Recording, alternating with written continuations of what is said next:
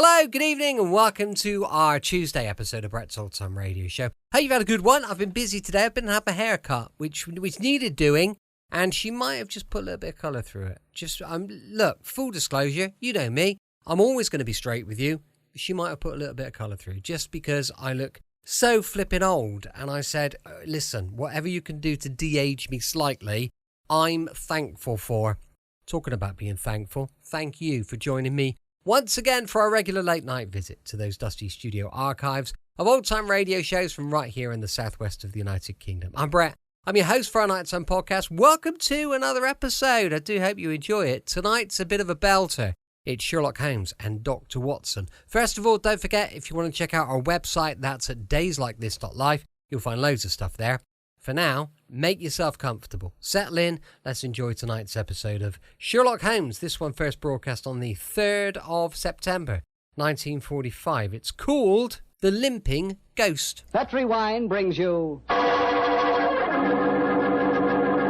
Basil Rathbone and Nigel Bruce in the new adventures of Sherlock Holmes.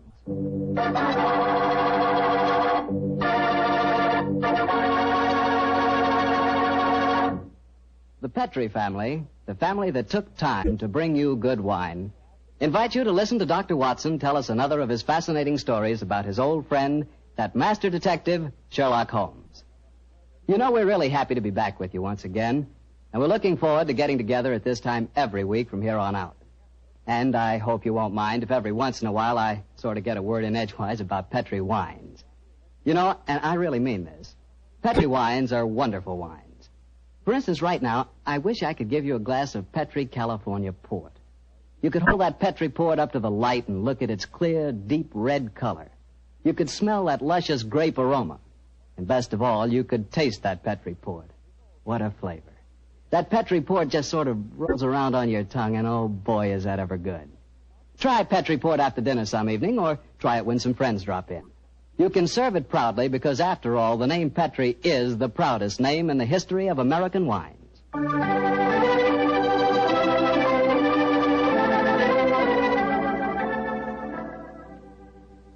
And now let's look in on our good friend Dr. Watson and see if he's expecting us. Come in, Mr. Bartell. You're just the man I've been expecting. How are you, Dr. Watson? It's good to see you again. Thank you, my boy. It's very nice to see you again, too. I've missed our Monday night visits during the last 3 months. Sit yourself down. Would you care to join me in a glass of port? Well, thanks, Doctor. That'd be nice. You know, it seems to me after our summer vacation, a toast to the great Sherlock Holmes would be in order. That's an excellent idea. Here you are, young fellow. Thanks. You propose the toast, Doctor. To Sherlock Holmes, master detective and loyal friend, whose adventures have brought considerable, shall we say, fame to a certain retired doctor now living in Northern California. I'll drink to that. Well, now, suppose I might as well get on with tonight's story. Which particular adventure have you selected, Doctor? One that I call The Limping Ghost. Sounds exciting. And, as usual, you find me saying, how did it begin? In Baker Street on a windy December evening at the turn of the century. A young, white-faced boy sat in front of our blazing fire. And as he told us his strange story, the flickering firelight danced weird patterns on the walls. The young man was Alexander McMorris, the 7th Earl of Lochnair. The Earl of Lochnair? Say, didn't I read in the papers the other day that the 8th Earl of Lochnair had been killed in an airplane accident? Quite right, my boy. Even in this day and age, the tragic history of violent death seems to dog the footsteps of the Lochnair family. But to return to my story. On that December night in 1900, we heard the whole history of the Limping Ghost of Lochnair. The first Earl had lost a foot at the Battle of Flodden Field in 1513. In spite of this terrible handicap, he fought on valiantly until he died on the battlefield from loss of blood. From then on, right until the time this story begins, the Limping Ghost, clad in a suit of armor, always appeared at Lochnair Castle before and after the death of the current Earl. Yes, Mr. Bartell, it was a strange story that Sherlock Holmes and I listened to that night. A story of death and horror over the centuries, punctuated by the limping clank of ghostly armor.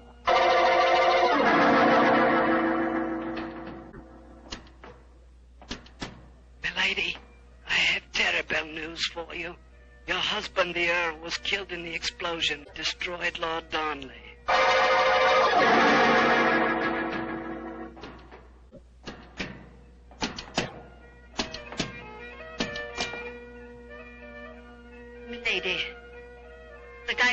plan to blow up the Houses of Parliament has failed. Your husband is in the Tower of London. They say he's to be hanged, drawn, and quartered.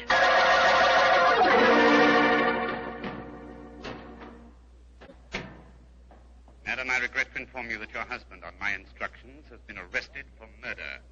I have no doubt that he will hang. And that's the story of the Loch Ness, Mr. Holmes. You were instrumental in sending my great-uncle to the gallows, a fate which he richly deserved, I'm told.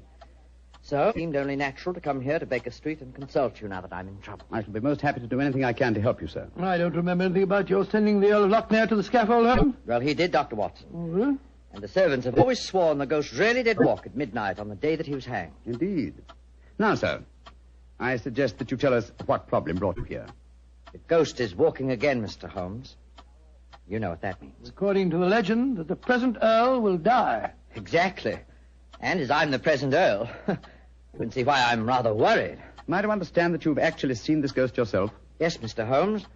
The night before last, Betty, well, that is, Miss Nolan and I were sitting in the dining hall in front of the fire when we heard a strange sound up in the musicians' gallery. We looked up and in the moonlight saw a ghostly figure in armor limping towards the staircase. Oh, gracious me. My dear sir, you're certain that you really saw it? Moonlight can play strange tricks, you know. There wasn't any doubt about it, Doctor. We both saw and heard it. What did you do? I started to go towards the stairs, but as I did so, Betty screamed and then tumbled to the floor in a heap. Fainted, I suppose. Yes. While I was reviving her, the ghost disappeared. Who's staying with you at Loch Ness Castle at the moment? Well, there's Betty Nolan. She's the sister of James Nolan. He looks after my estate. Betty and I are engaged to be married. Oh, Thank you. Yes, indeed. Anyone else staying with you? Yes, a distant cousin of mine, Jeremy K. McMorris, an American. He turned up in England a couple of months ago with his son Walter. They're both with me at the present. A distant cousin. That's right, Mr. Holmes. Actually, they're descendants of a more than usually black sheep branch of the family. I don't know how long the old man's going to be with us, though. If you ask me, he's a dying man. How do you say that, sir? As far as I can gather, he's been wasting away for years. It's only a question of time before his strength fails him entirely. I was hoping perhaps you could take a look at him, Dr. Watson. That is, if I could persuade you and Mr. Holmes to come and stay at the castle for a few days. Well, what about it, Holmes? It's an intriguing problem, Watson. The current Earl of Loch Ness would seem to be in danger. A cousin of his is dying of an obscure disease, and the ghost of Loch Ness Castle is walking again. Yes, it's an irresistible invitation. I see no reason why we can't leave on the Scotch Express tonight.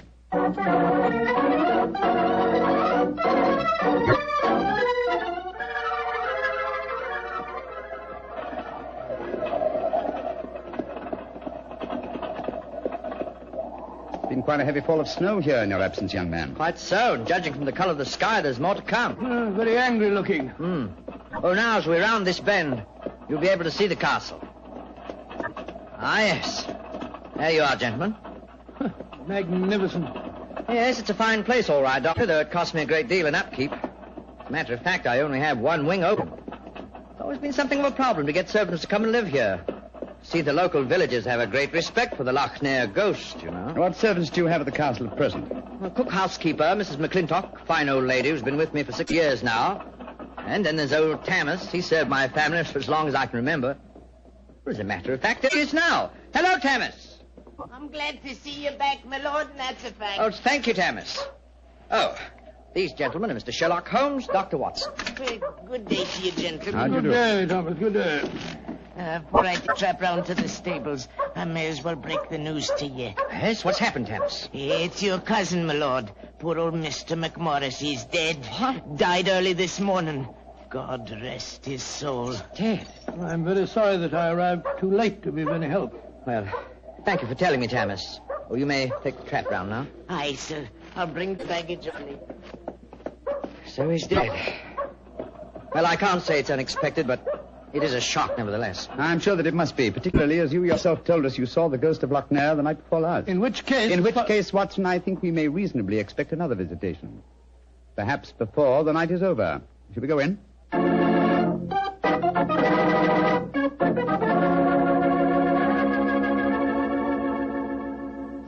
This is Miss Nolan, my fiancé, Mr. Sherlock Holmes, and Dr. Watson. I'm very glad to meet you. How are you, Miss Nolan? And this is her brother, James Nolan, the manager of my estate. How do you do, sir? How are you, Mr. Nolan? Much better for seeing you both up here.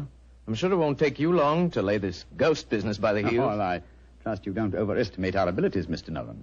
Alec, you've heard about your cousin, of course. Oh, yes, my dear. Tammas told us as we drove up. Where's Walter? He went into the village with the doctor and the body of his father. Oh. He should be back soon. How's he taking it? Very quietly. Too quietly, if you ask me. Those Americans are pretty demonstrative people, you know, and Walter's been no exception. But he behaved very strangely this morning. When the doctor told him his father was dead, he just said, now things will start to happen, and then shut up like an oyster. I can't make head or tail of the fellow. Yes, quite so, quite so. Mr. Holmes, I expect you and Dr. Watson would like to go to your room. Yes, I must confess. I think first I'd like to take a look at the musicians' gallery, if you don't mind. Oh, yes, of course. Would you excuse us, darling? All right, Alec. It's in the dining hall here. They must have been very hospitable people in those days. 50 or 60 people could eat at that table. Yes, Doctor. Needless to remark, we hardly ever use the room nowadays.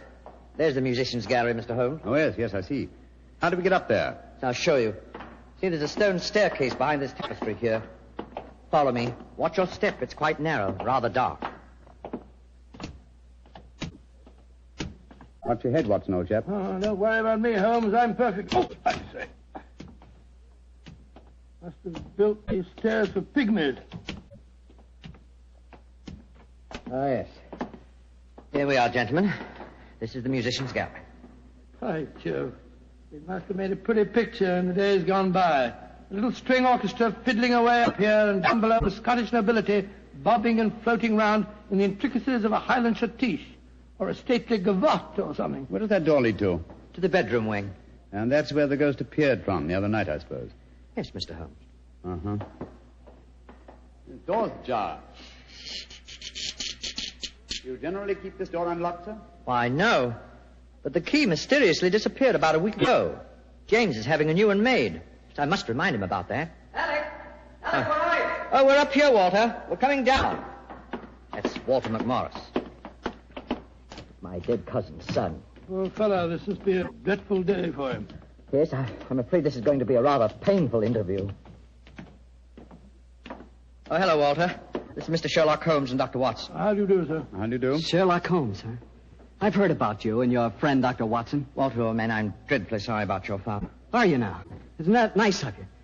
Well, you'll be sorry enough when you hear that I'm going to take you to court and prove that I'm the real Earl of Lochnair. Why, Walter, you're out of your mind. Am I? No. Father was out of his because he kept quiet all these years. But I'm going to have my rights. I've looked up the records. I've had genealogists working for months. And I've got all the facts that prove you're an imposter. Oh, man, what are you talking about? You know well enough. When Sherlock Holmes here sent your great-uncle to the gallows 20 years ago, the title and estate should have come to my father. When I leave here tomorrow, I'm going straight to the finest lawyer in London. Man, if you believe this, why have you said nothing about it till now? Because I'm smart. I've found out a thing or two since I've been staying here. And one of the things I found out is that your precious fiancée and her brother wouldn't look twice at you if it weren't for your money and the title. Shut up. You'll find out. She's a smart little filly, and she knows what kind of a track she's running on. You dat! My compliments, sir. A very professional uppercut. Yes, and a very well-deserved one. Offensive scoundrel. Sorry about this.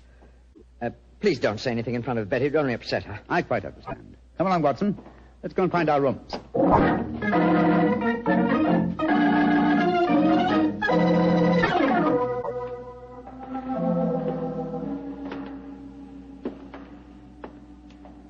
Holmes, it's nearly dinner time. Why are we wandering about here in the dark instead of having a glass of sherry with the others in the library? I'm a conscientious practitioner, Watson. I like to earn my fees. It occurred to me that a further examination of this dining hall might prove profitable. Well, personally, Holmes, I think you're wasting your time on this case.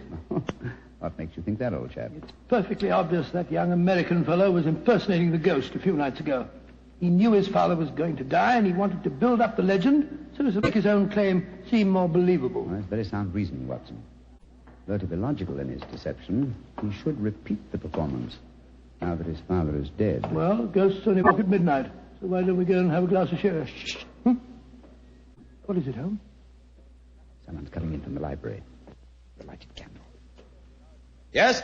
Who is it? It's me, Mrs. McClintock, the housekeeper. Oh, gracious me, you gave me quite a start. I heard voices and I knew the candles were not alight in here, so I came in to see who it was. You're watching for the ghost, I suppose. Well, you'll no be disappointed, gentlemen. though you may see more than you bargain for. Those that meddle with ghostly things they dinna comprehend are playing with something much more dangerous than fire. Fire burns, but the shades on dead people... Holmes! Look up there, the gallery. The door's opening. It's the ghost. Aye, here he comes, the poor body. See the armor on him, and the way he's dragging one leg behind him. Yes, it's really quite an effective impersonation. And the twilight provides most appropriate lighting for his play acting, too. You mean it's the young American? Of course, obviously.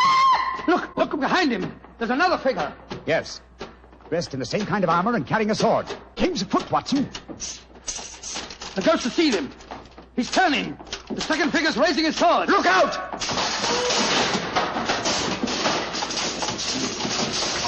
Great heavens. He's knocked him through the railings. That must be a 20-foot fall. Come on, old fellow. Help me open his visor. Just a minute. Yes. It's Walter McMorris, the American. Now, from the angle of his head, I would suggest that it might be the late Walter McMorris, eh, Watson? He's dead, all right, Holmes. Neck broken. Meanwhile, the second figure has been able to slip back through that door and escape us. Come on, he was dressed in armor. He can't go very fast. Perhaps we can overtake him.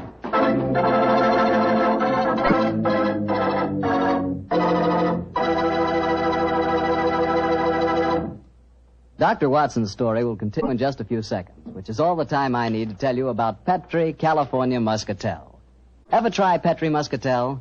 It's a wine that looks like sheer gold, and it's made from big, plump, juicy Muscat grapes.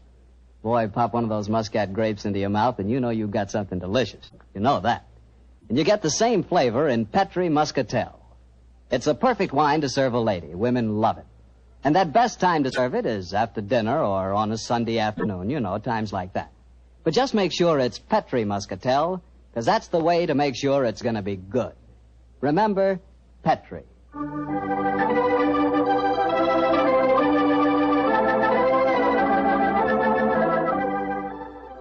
And now back to tonight's new Sherlock Holmes adventure and the story of the Limping Ghost of Lochnair. Confound it, Holmes. There's no trace of the ghost in the Musician's Gallery. We gave him too much of a start, I'm afraid. Of course you didn't find him. You'll never find him because he's not mortal. Mrs. McClintock, is the original suit of armor the one worn by the first Earl of Lochnair still in the castle? Aye, sir. It's in the library through that door there. I'll take you to it. Don't bother, thank you. We'll find it. Come on, Watson. Bring that candle with you. Right, Joe, Holmes. If you know what's good for you, you'll stop dabbling in it as you dinner really can. Holmes, what do you make of the second ghost? An imposter, obviously. But who could it have been? That's what we have to find out, old chap. Undoubtedly someone knew that the American Walter McMorris was impersonating the ghost and used this macabre method to kill him. But why kill him? Possibly his claims to the title and estate were valid. Or perhaps some fanatic was so devoted to the Lochnair legend that he assumed the role of ghost and killed him for his sacrilege. Hold the candle a little higher, will you, old chap? Yeah. Hello. Here's a suit of armor, Holmes. Lying in a heap on the floor. Oh, on the floor, eh? Whereas it obviously belongs on that stand over there. It's perfectly clear what's happened. The second figure used this armor and slipped it back in here while we were examining the dead man. Possibly, Watson, possibly. At least this armor gives us a definite clue, but it limits the field of possible suspects. How do you mean, Holmes? Well, it's an interesting fact that the human race has grown definitely larger in the past 400 years. Very few modern men can wear authentic ancient armor like this. For example, take the first item on the top of the heap lying on the floor here. These gauntlets of chain mail. Try them on. Well, that's too small for Exactly. me. Neither you nor I could have worn this suit. No, nor could young Neville, the estate agent. Whereas his sister could have done. Yes, so could Thomas the butler. He's a small fellow. And if it comes to that, Watson, our distinguished client, the young Earl of Lochnair, is himself a small man. By Jove, so he is. And he might easily have had a motive. Young McMorris had disputed his right to the title earlier in the day. But we mustn't jump to conclusions. Nevertheless, you see what valuable evidence this armor has become. Hello. It sounds as if the rest of the party are on the scene. Yes, I suggest that we join them without making any reference to this suit of armor. Remember, old chap, one of them in there is a murderer, and we may have to set a trap to catch him.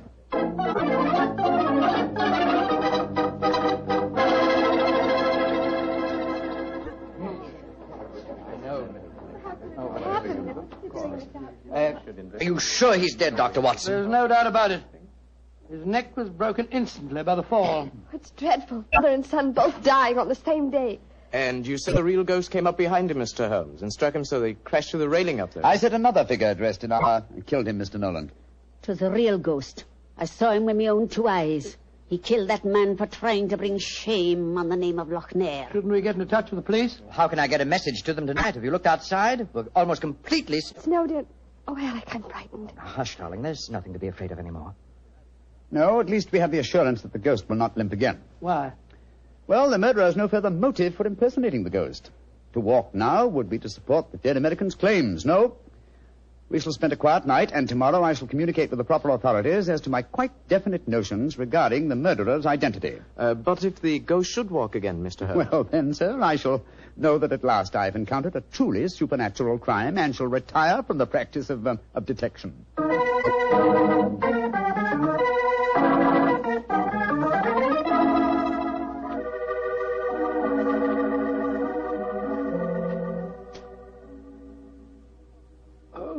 It's nearly 2 o'clock. You still over there by the window, puffing away that pipe of yours? You know, I can't help feeling that young McMorris knows a great deal more than he told us. A great deal more. There's a look about him I don't like. Never did trust a fellow who couldn't look you squarely in the eye. Don't you feel the same way, Holmes? Holmes? Holmes, where are you? Holmes! Shh. What, Watson? Where have you been? I thought you were over there by the window. Been talking to myself. Never mind that, old chap.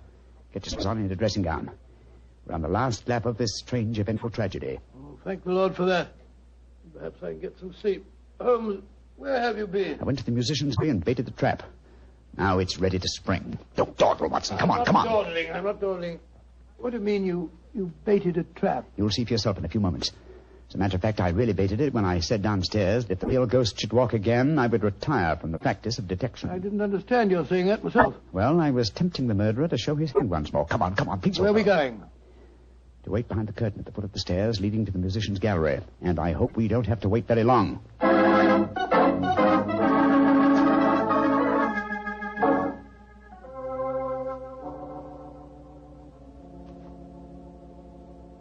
Holmes, I'm getting a crick in my neck trying to peer through this wretched curtain.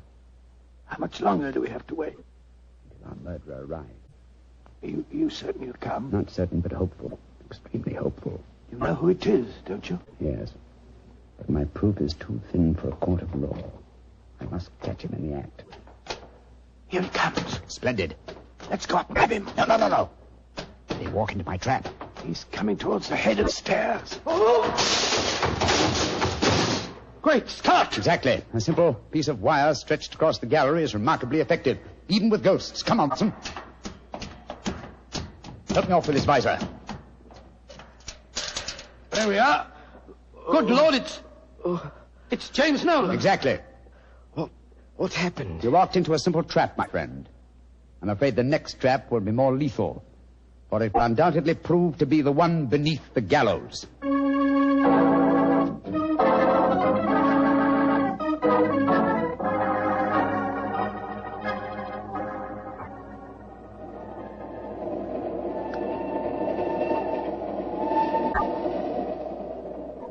Well, now that we're headed back for London, Holmes, perhaps you'll settle 1 or 2 points in the case that are bothering me quite a bit. Oh, with pleasure, my dear chap. What are they? I still don't see what Nolan's motive was in murdering the American. Oh, that should be obvious.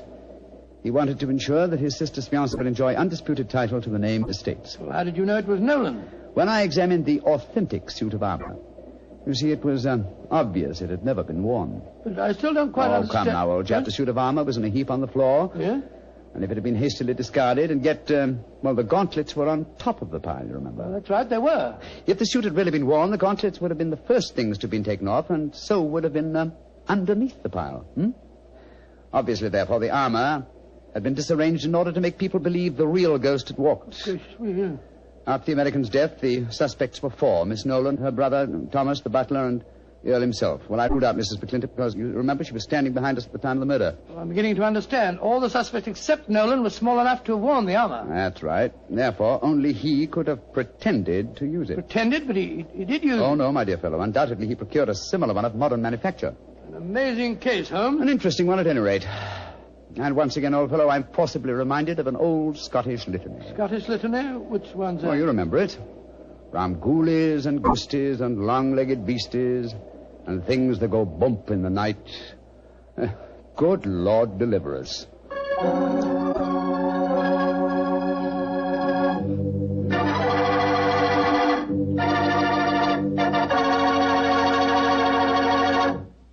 Well, Doctor, that's really a swell story.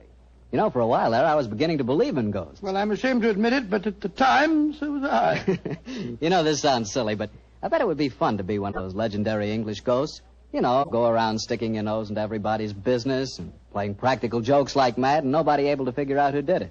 That would really be fun in a way. Well, you can go around scaring people all you want to, but not for me. I think a ghost leads a terrible life herself. For instance, a ghost can't have the pleasure of eating a nice, juicy steak. Yeah, or drinking a glass of really good wine. Ah, now you're talking, young fellow, my lad. Petri wine. Yeah, still talking, young fellow. You see, when I say good wine, I always mean Petri wine because you can depend on Petri. I know. Why, the Petri family has been making wine for generations, handing on down from father to son, all their skill and knowledge and experience. When you realize they started the Petri business way back in the 1800s, well, common sense tells you the Petri family knows practically all there is to know about the fine art of turning luscious grapes into clear, fragrant wine. Yep, whether you're looking for a swell wine to serve before dinner or with dinner or after dinner, for any occasion, you just can't go wrong with a Petri wine because Petri took time to bring you good wine. Now, Doctor, what story are you going to tell us next week? Well, now, next week, Mr. Bartell, I'm going to tell you a strange adventure that Holmes and I had in the English countryside. It concerns the apparent madness of a certain Colonel Warburton and the puzzling mystery of 2 dead dogs.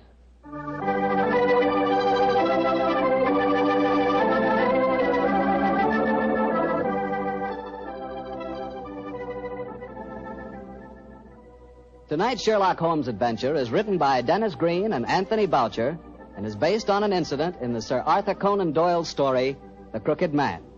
Mr. Rathbone appears through the courtesy of Metro-Goldwyn-Mayer, and Mr. Bruce through the courtesy of Universal Pictures, where they are now starring in the Sherlock Holmes series.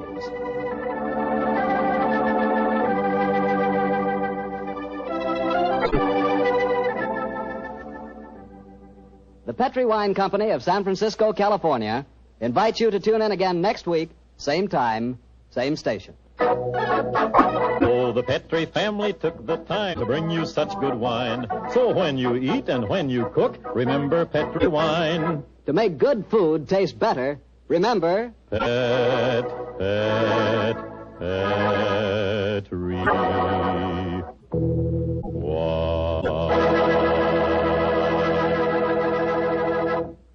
This is Harry Bartell saying goodnight for the Petri family. Sherlock Holmes comes to you from our Hollywood studios. This is the Mutual Broadcasting System. Welcome back. Hope you enjoyed our latest adventure with Sherlock Holmes and Dr. Watson and a limping ghost. Don't forget, we'll be back tomorrow with bells on with another episode of Dangerous Assignment going live at 5 p.m. UK time. Thank you so much for listening. I'm here with you 7 days a week, each and every week, and I'll see you tomorrow on Brett's Old Time Radio Show. Love you, bye.